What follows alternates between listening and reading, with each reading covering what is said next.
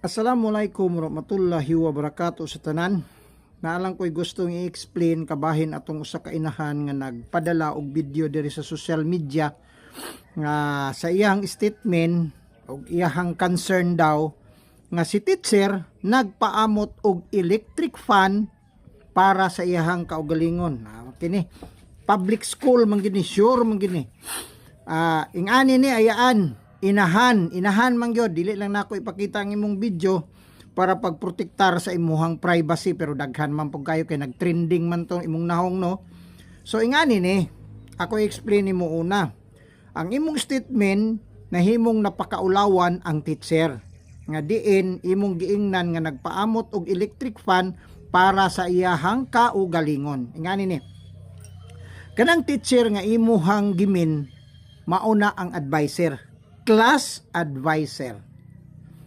Sa tanang mga eskwelahan o mga rooms, ang class advisor na ana siya'y lungga nga gamay. Siya'y naggasto ni ana. Kasabot ka o wala ka kasabot, paminaw.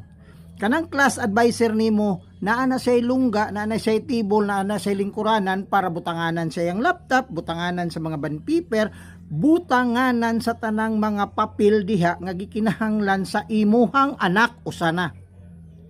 So karon, naana siya kaugalingong electric fan inahan. Kay nakapalit na siya, nakagasto gali siya sa lungga. Nga iyahang puy ananan sa matag panahon nga anaa siya sa eskwelahan.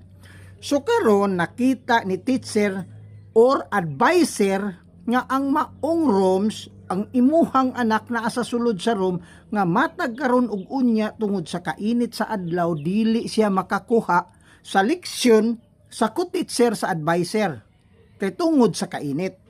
So karon ang concern ni advisor para sa imong anak nga ikaw mismo nagpataka og yaw-yaw, gipakaulawan pagid nimo ang advisor nga diin ang advisor ang ihang concern ang imuhang anak.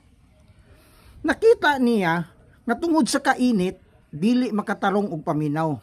So nahuna-hunaan sa usa ka advisor nga magpatawag siya og meeting sa PTE, Parents Teacher Association, nga diin paamutan niya og kantidad nga makapalit og electric fan, stand fan or wall fan nga diin magpahangin sa imong anak para makasabot ang imuhang anak sa leksyon sa tanang mga teacher. Di ba? Concern ni advisor. Di ba? Nganong nakabalo ko?